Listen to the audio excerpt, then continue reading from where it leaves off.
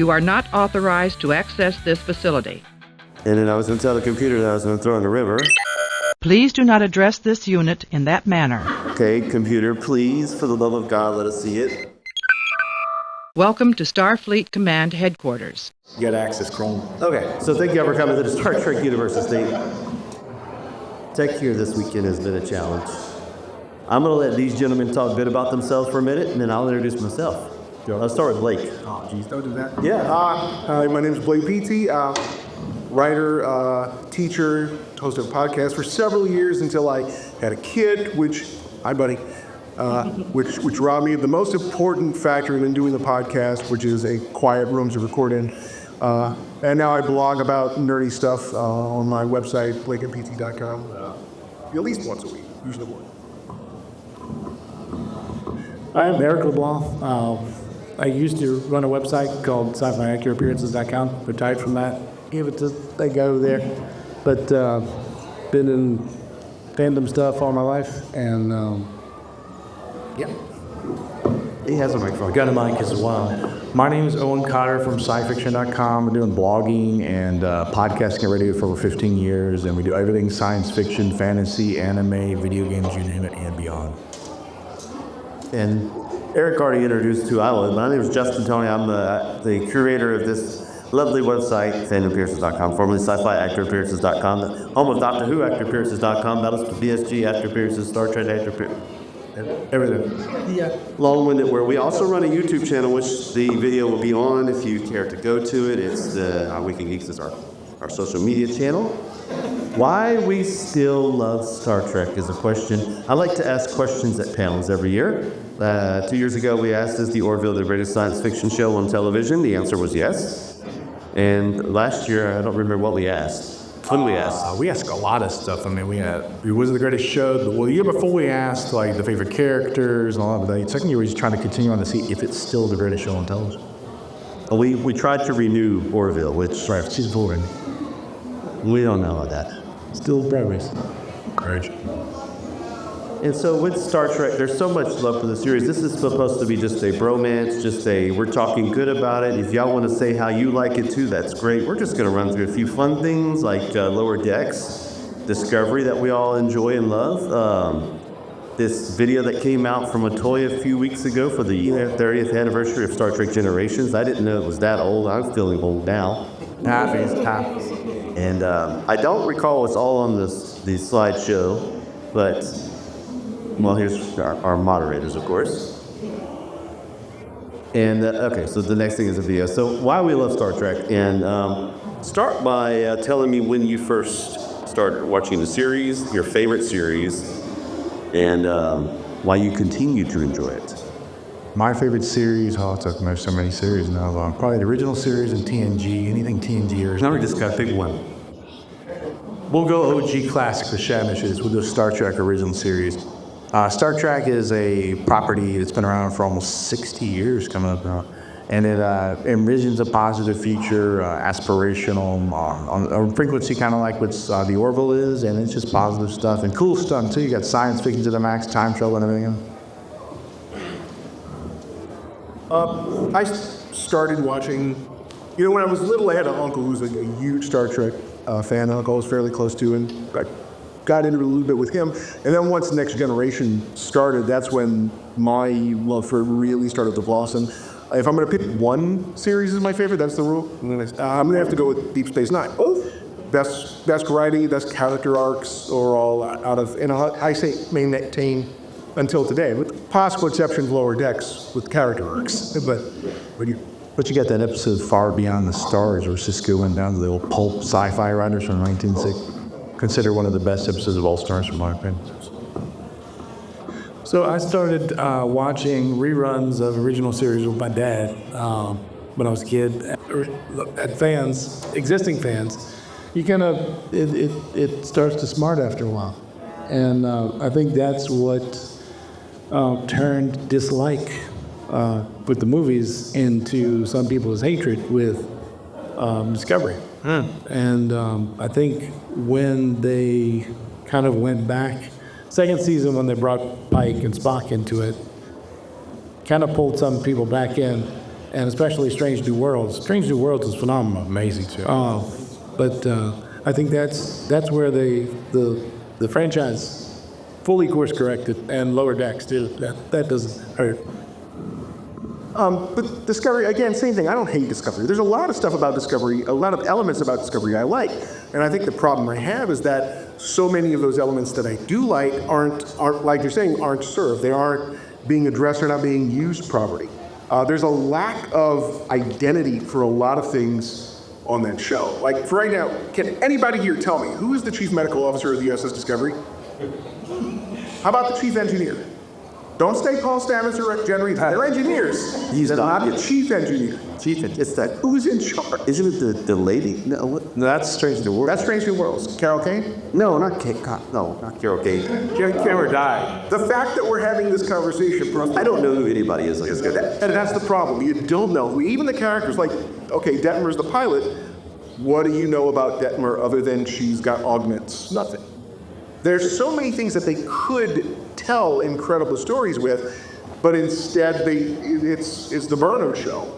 Which, if that's what I was going to watch, would be one thing, but Star Trek should be an ensemble. All right, Blake, as an author, as a writer, how did they fail? How did that happen? What challenges did they have that you saw that they didn't? What did they not address maybe in the writer?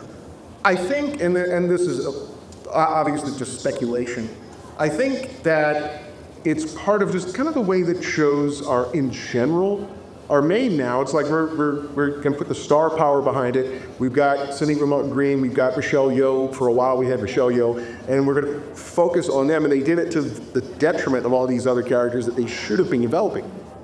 And then even after, Michelle Yeoh leaves the show, they're still really focusing in just on Burnham and her core group.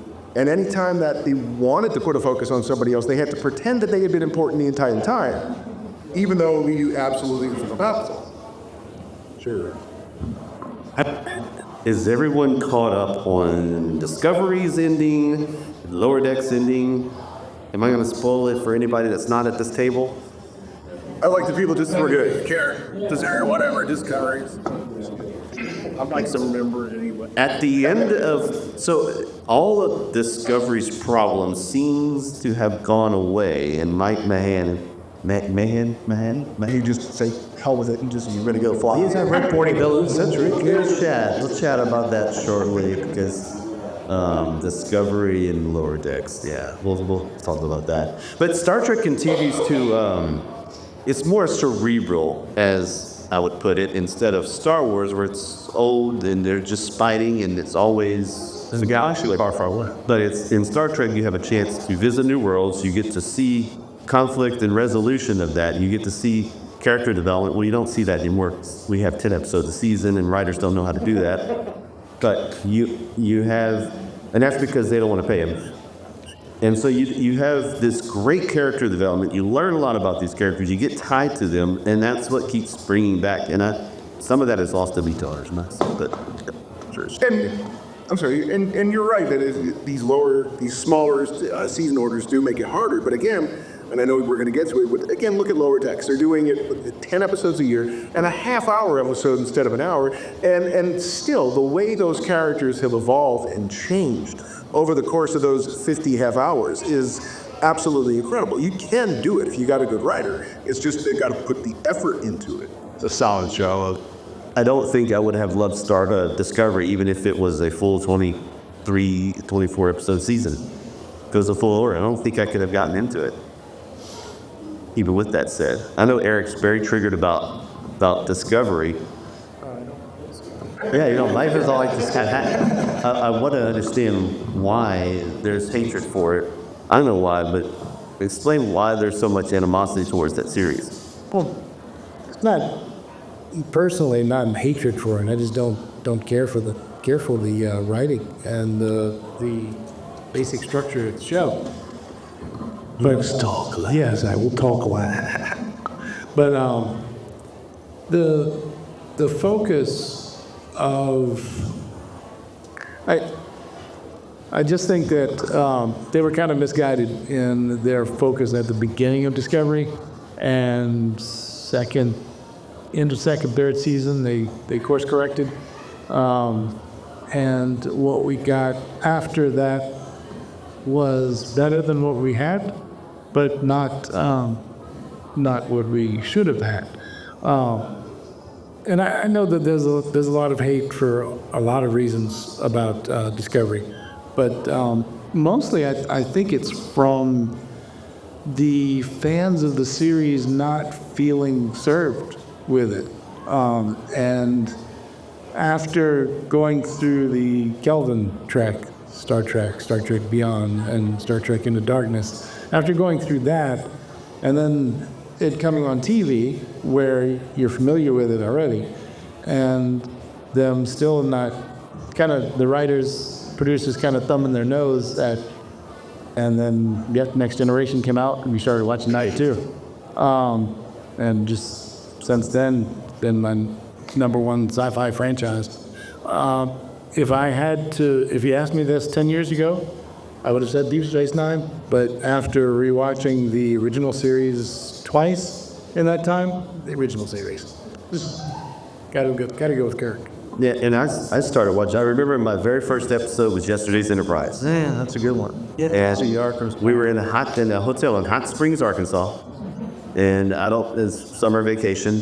And I just remember distinctly watching that and seeing where they killed Riker in an episode, right? Yeah, he died at the end zone. So I remember that distinctly. I'm like, what is this show? And I kept watching it. Would stay up 9 p.m. to 10 p.m. watch TVHP, was where it was broadcasted. Get up the next morning and watch the original series. And they simulcasted it like in the same time. It was syndicated, so you said stations could put it any time that they wanted to. So I didn't answer the question, but it's Next Generation. Nice. Awesome. I can't find a new OG Trek that I really want to say is going to take that cake. I like that episode from TNG called The Royale, where they go on that planet and the casino, and they find that guy. Literally, they made that out of a novel that literally that kind of a living nightmare form in this chapters. I was kind of interested in that show. The episode. You call it so that? No. Nah, I didn't think Royale. Anybody would shout an episode out that they really like? This is it. Oh, Interlight. Yeah, it's a good old classical too. There's so many good episodes. Well, give me another episode besides Interlight. Another episode. That's maybe when I know the name. The classic one. The first introduction before. Yeah, best of both. Well, that was actually Q-Who, wasn't it? Yeah, I think it is. Well, original series, yeah, been forever, yeah. The Guardian of Forever. Frame of Mind. Ooh. The mirror episode. Yeah. Which was supposed to be the Scum Up. Of course, the Mary Darkly too with Enterprise. That was good. With the Tholing lit. Now, are we talking about the first time the Borg were shown on TV, or the first time that they? Q-Who was the first. Well, in the lore, yeah, the Enterprise. Are we talking about Q-Who?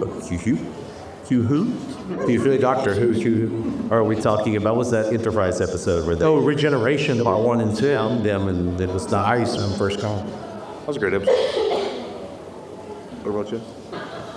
It was, that was a fun episode. It does kind of show the problem anytime you do a prequel, and they have the same thing with the Ferengi. Oh, when they showed up on Enterprise, it's like, you've got to be as careful as we can not to actually use the word Ferengi or Borg, because otherwise it doesn't make sense that they were introduced to them later on. It's like they have to dance around themselves a little bit whenever they do a prequel show, unless you're Discovery.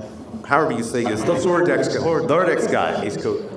He made a troll of fans by using an alternate universe, multiverse, whatever you want to call it, to change the Klingons in the final episode or the episode prior into Discovery era Klingons, showing that Discovery potentially takes place in an alternative universe such as the Kelvin universe was a different one. And now he's using it as a 10-year troll. He says, check back in 10 years, but as a way to troll that. And now he's made fans think, well, is Discovery real? Where's Stranger Worlds at in all of this? Is it following something else? They didn't diverge.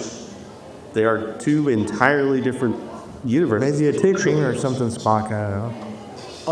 Honestly, I don't think. I think he is just trolling. I don't think they intended that at all when they made the episode. But when he saw people talking about it on the internet, he just said, "You know what? Let's have some fun with this." I don't think that was ever intentional.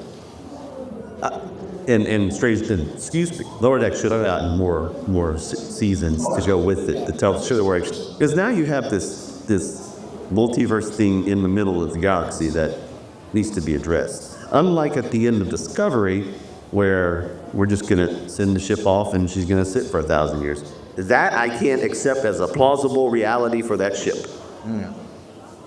What was it like? Where did he go? Where do you think there's a short trek that is on, I don't remember what it's called, but it has the guy that learns how to eat tacos and Oh, the one with the AI taking over. yeah, the AI. That Which should you said short trek, but I did lock him in. It's like, well, how do we explain this after all the changes we make with Discovery? We're going to explain it by tacking an ending on the end of the last episode that doesn't actually make any sense. Yeah, so the episode, the whole season was pretty hot. It did a nice little arc. It got up to, it went back to TNG. It did all that. And then it falls flat on its face where it starts becoming the Michael Berman hour. Again. Continues, not starts. It just continues. And yeah, I feel like we're bashing a lot on the series. Yeah, I don't think We have to. There's some good aspects to this. I will say we have to give Discovery credit as being the launch of the Star Trek universe again, but then we also can bash it because it didn't.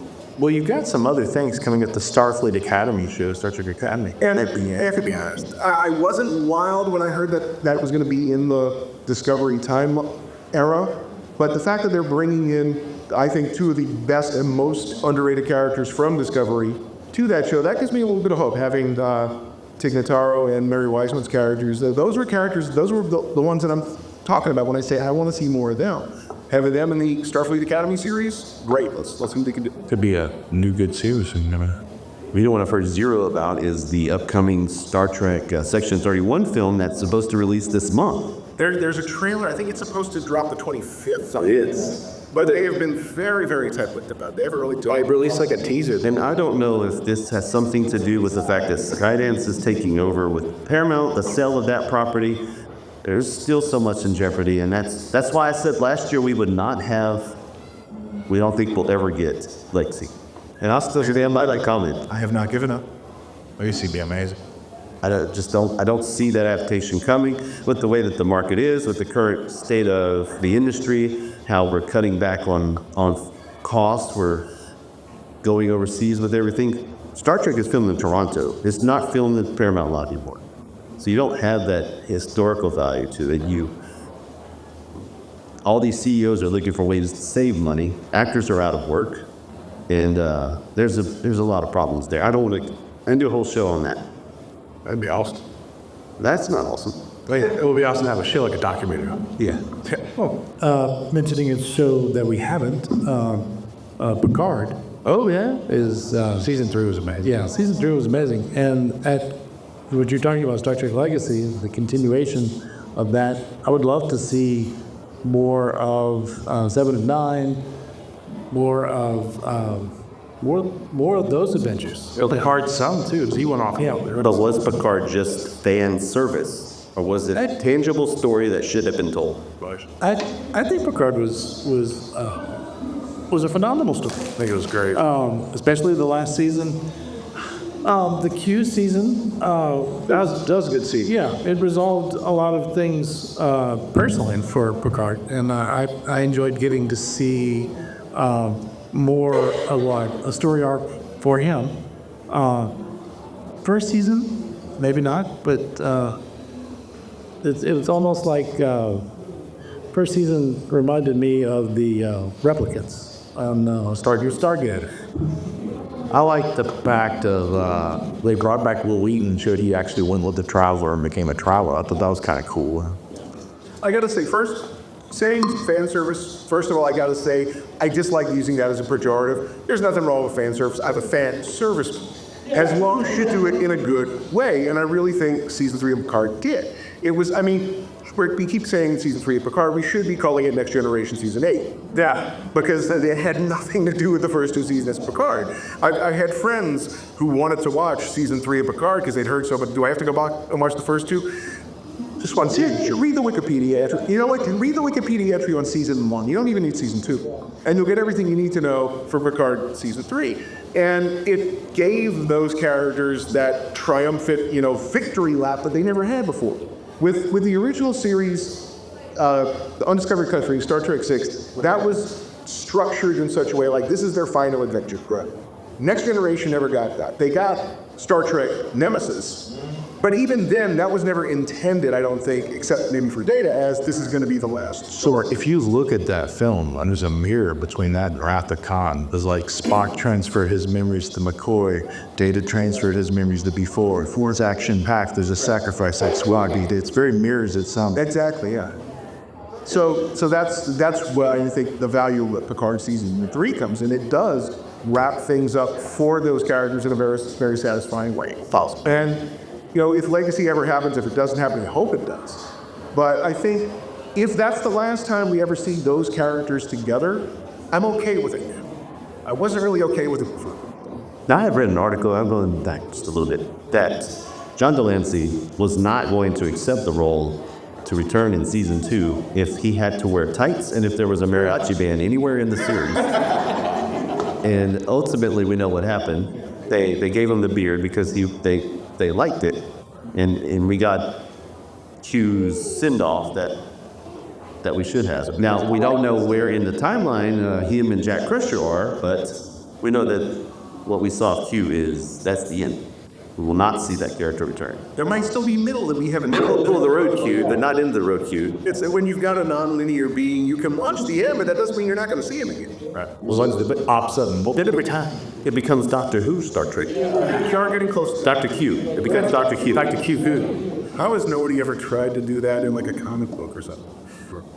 Wasn't there a comic where when Spock went through the dark red matter to the Kelvin timeline, Picard's like there and Q's like pops up and he's like, well, would you like to know where Spock went off to? He's still alive or something like that? Yeah, Countdown. Yeah, it was amazing. I think it was a Countdown? I don't remember exactly. Cool, So now that you've mentioned that, how many of you have seen the video of the Generation's 30th anniversary that was on YouTube?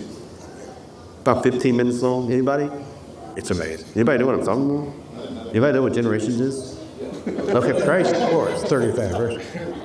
In this video, it ties together Kirk going to see Spock at the end of his time before the events of Star Trek Beyond. And it's not William Shatner. It's Sam Witwer that's playing Shatner as Captain Kirk. In the middle of this thing, it goes to a point where we see the being from Discovery that came from Kelvin. And the Ferengi, it wasn't a Ferengi. No, he was he wasn't Ferengi, it was no alien race. He was something. He was wearing the golds. I don't remember the species. Yeah. Where was it? Let's see. Let me try to get this video to populate. Let's see here. Can you play a Jeopardy song while we wait?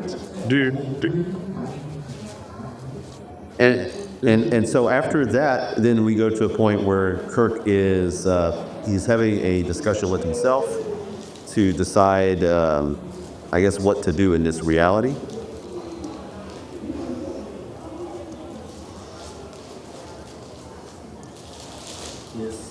Exactly. Yes, that's beautiful. Oh wow, they have that. Where'd you get that? Is that Vernon Smith's? Yeah. Oh, Vernon. Yeah, he's a cool guy.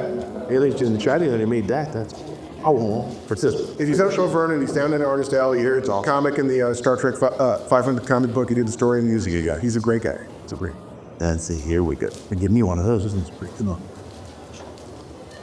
I remember when I saw this. It's kind of like while he's trying to bring it up.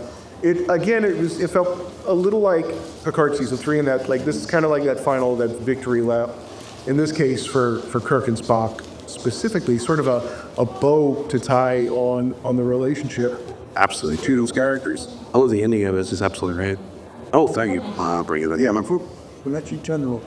Yeah, I'll bring it up on my phone. He's got it loaded. It's coming right now. It did not. So theater needs not loading up. And I honestly did not realize that was a different actor Playing Kirk, I'm sitting there going, this is the best de-aging CGI I've ever seen. This is incredible. It's so Sam Witwer went in and I don't remember the entire story, but he went into a toy and they took some pictures of him and put him as a young Shatner, and they bundled that clip into some other real Shatner pictures, and he went through there and said, "I've never seen this color version of this video. What was it?" And they said, "Well, that's you with the prosthetic on as it's not real. It's like a digital. But in real time, these people can see the actor. They can see him as the person he's supposed to be, and it allows you to go back and tell stories that you may have not had that chance to. And in there, it's beautiful. They don't say any words. Savik's in there, and you can see Spock's son, something that was never really established in a canon setting. And we have no technology. But it just tells a beautiful story with music on how, just without words, how their friendship evolved and where it came to, and how Spock was at the end of his life of Miss Kirk's skin, but Kirk was able to come back through the power of Gary Lockwood's character. Mitchell's in there. Mitchell. And it's really Gary Lockwood in there. They took that wasn't a composite, that was really Gary. They showed the video of how they got his eyes back, and they did all this stuff, so it's very beautiful. If you have a chance, check out A Toy's Work. They're the same people who did the part where they're lifting up the Enterprise D to get it off of there to tell the story in Picard Season 3. They have a great interview also, if you haven't checked out the channel. Shatner sits down and they get a full in-depth interview about his life and all that. He's on Otoy's bridge set. The virtuals, virtual sign house. Very cool. Wish technology. I wish I could show you guys this week. This is very, very, very bad. Just tell them what they need to work. To Otoy's, it's Otoy YouTuber. Yeah, it's Otoy's Roddenberry Archive, actually, is what it is. And I have a question. I just thought it was interesting that they were playing around with that idea of the afterlife. And, something that Star Trek, it often goes. Right. I thought it was really cool, too. Man, I like the ending of that. This one, they kind of look over the vista, and you see it's a pretty beautiful thing. You guys continue to debate that real quick. I'm going to get TV to work. Sure, he's going to work on it. I thought that was interesting, too, because like you said, that's not something Star Trek plays with very often, but it also kind of brings up the question to me is, and I don't know if any of you guys know the answer to this, is like, how official is this? Is the Roddenberry Archives, does Paramount have anything to do with this? Does Alex Kurtzman know that they made this short, or did they just kind of throw it onto his email one day? It's like, it's great, it's wonderful. Is it official, and do we care if it's official? Well, I've got something that fans might enjoy. Will be two pieces of insider trivia. One, does anybody remember, old enough to maybe remember 1987, the first Star Wars celebration? Well, there's a little piece of information out there. You've seen the famous picture of Gene Roddenberry shaking hands with George Lucas. The footage exists. The actual footage of that exists. And I told some people at Roddenberry about that. They're very excited about that. Also, what also exists is many writings and things, they may be scanning into the Otoy archives or for Roddenberry archives, of writings that Roddenberry had never produced that could be turned into something maybe with this technology or something else. I don't know. They're archiving all that now. Let's play you just a couple seconds of it just for you. Oh, you got it. I got it? Cool.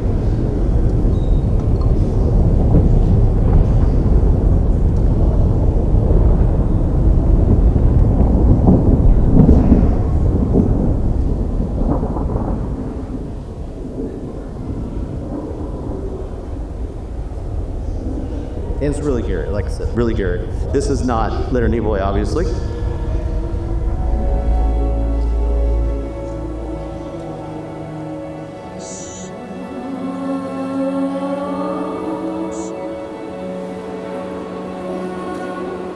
And we believe that in this we're believing that Gary his friend brought him back from the Nexus and from the Beyond.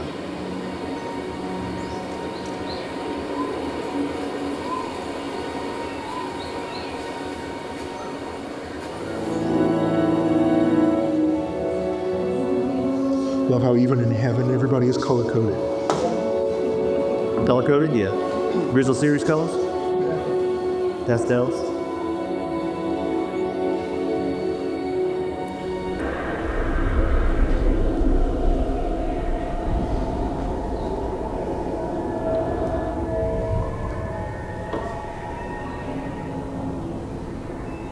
Something I thought we would never see again.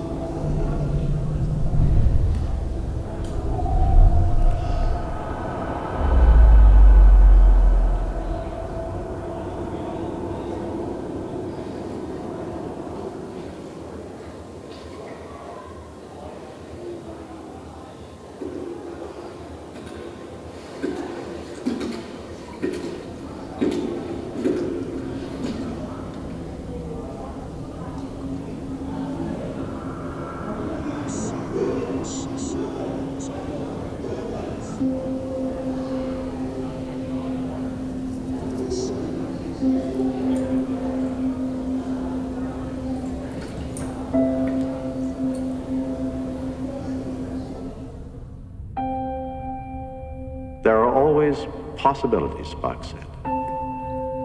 And if Genesis is indeed life from death, I must return to this place again.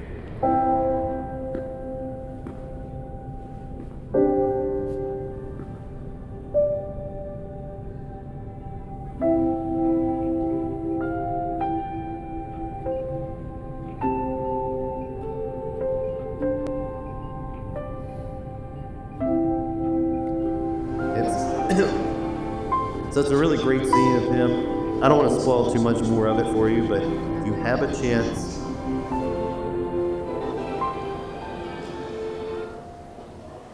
if you got a chance, go watch it and listen to it with the music and think about what's Kirk's emotional thoughts during this process. Why is he considering going back? It kind of like he had a struggle with himself. Do I go back to the old days?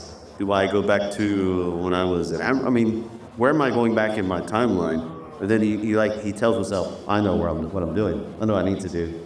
And it's beautiful. And that's how we answer the question is, why do we still like Star Trek?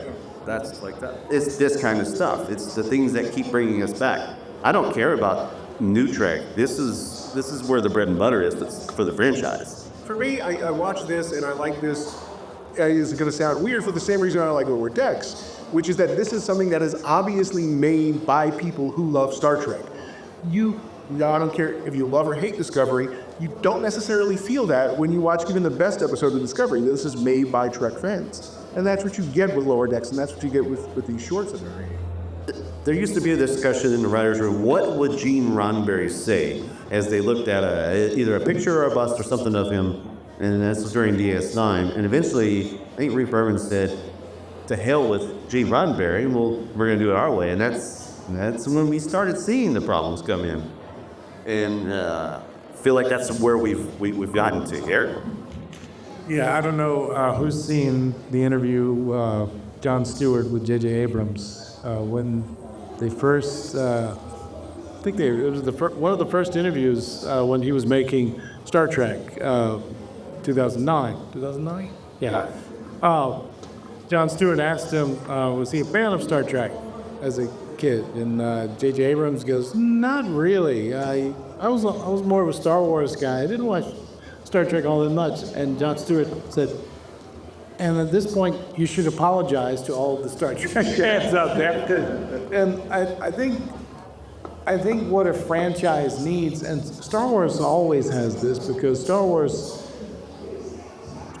is almost universally loved by creative types. But Star Trek, it needs people who know the history, because fans care about the history. And this is not a fandom that just will accept anything that you give them. It's a fandom that remembers. It's a fandom that cares if you bring back a character who's dead and don't explain why.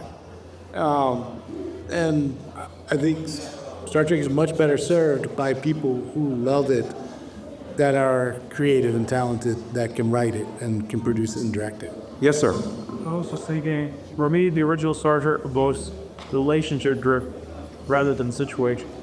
And I felt like that's I agree with you. Yes, very much so. I think we had. Do you have comments, Sid? Hi, nicer.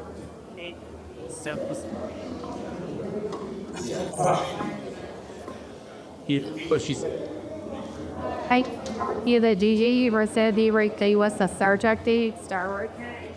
And why are you doing it? Why are you Right. It was his attempt to say, "Hey, I'm ready to do Star Wars. This is what I can do," and that we got Star Wars in Star Trek. When you say the original is relationship driven, you're right, you're absolutely right. But it's weird if you go back and watch the original series because it's such an episodic show. Unlike any other, even to a small degree, Next Generation. But you could throw every DVD of every episode of the original series in the air, let them land on the ground and watch them in any order, and it would still work. And they do make it about the relationships, but they're doing it in a very, almost in pods. So we are. It's episodic. Yeah, it is. It's not. It's less that this is not a show about developing these characters. It's more along the lines of we make you care about these characters, and you can feel the connection, and you can feel the relationship, and that's what makes it work. I also passed. Okay, it felt like it was about Spock, Kirk, and McCoy. There's anything going to do for each other, gym up for each other, from Zach Spice, so on. Because that was what they needed for each other, not, for the plot line necessarily. You're right, and that's one of the things that's great about the show. It's just that what I'm saying is that it wasn't like we watched them grow to that point. It's like that they were always there. They fully formed from the head of Zeus, as opposed to you watch Next Generation and you watch Geordi and Data become best friends, and you watch any of the other Treks. I mean, you pluck out the relationships and you can see each ones that you watch develop over time. And I still want to see Shatner on screen one more time. Yes. I know he's 183 years old, but about that. You got something? Everybody's always just spot on because think about Golden ribbing of Spock. I loved it because he got your Vulcan mind, and he always try and catch Spock. It doesn't show his human side. Push 3. it was always about the trio, as always. They kind of brought that into Generations. And we missed that in Generations because they didn't know how to pay people. Littany Boy walked out, storming out of the studio because they wouldn't pay him the fee that he wanted, and so that's why you have Scotty playing a Spock role and Chekhov playing a Dr. McCoy. Yeah. And those problems that they're here. Gentlemen, final thoughts as we wrap it up. One more. We have a question. I was just going to talk about character development for a little bit. And this hard when the film where Cisco has to tell the story about killing the master. And the whole time I was watching, the soul was out of character because we knew we fought it. And at the end of it, he deletes have all captains on. Really good. Hungry, find out. Oh yeah, so cover so to release himself. That's great, and that's good character development. Before we do wrap up, yeah, DS9 I think was one of the best shows at character development because instead of a caravan to the stars, we got a space station. And we had we had a show of things that happened to these characters instead of exploration, and that I think they did a phenomenal job at developing all of the characters. I would just say is the human adventure's just beginning. What are your thoughts on that? That's not a final thought. Give me a real final thought. Okay, I got a fun. Go Papa. My final thought, I think that what I think of, I'm thinking about Star Trek, Star Trek is not a goal, it's an idea. And the difference is goals have to be attainable. Star Trek is a beautiful fantasy of the future it's not realistic. And if you think it's realistic, I'm not gonna have a conversation with you until you can explain to me how the economy works. But as an ideal, as something to reach for, ideals don't have to be realistic. It's just gotta give you a direction to go in. And that's what I think people need to look at Star Trek as. Your thought. Yeah, I'll play off of that. Especially specifically Star Trek. You found that a lot of sci-fi series today are dystopian worlds or post-apocalyptic worlds, Star Trek always presented an ideal for us to look forward to. This is a possible future. This is what we could be. This is what we could become. And I think that they may have lost their way a little bit, but I think they're coming back to that, especially with Strange New Worlds and Lower Decks. It's a positive view of the future when most other sci-fi series are going really dark. Yeah, agree with y'all. Yeah, I agree. There's a lot to that, but Star Trek has always been a show that's about it's about those. It's about change. It's about showing the good side of people. It's about showing how we evolve as a people, how we can be better. It challenges us. There's wrestling going on over there. That's been going on all weekend. I just want to go in the ring. What that was, but that's not Star Trek. They did have wrestling, but Well, yeah, The Rock fought Jerry Ryan and stuff the night. the Star Trek is all about that positivity. It's about captivating audience to get you to a point where you think about logically about situations and think beyond yourself. And it always comes down to that. And the new Trek has lost that a bit, but It's getting back on track. all this, everything as a whole, with how the writers go, it's all about those short seasons and our attention spans and how all that works. But that's a different subject. But anyway, that's to me, that's what Star Trek is. On that set of unfortunate news, I would like for us to end our panel today. I'd like to thank our audience for being so captivating and listening to us and nerdy on some a little bit. I didn't have to do this in a year now, so we did it at Comic-Con, but I have the QR code on my laptop here if y'all want to look at it. Beyond that, thank you so much. Enjoy the rest of the couple hours you have left. We'll see you next year.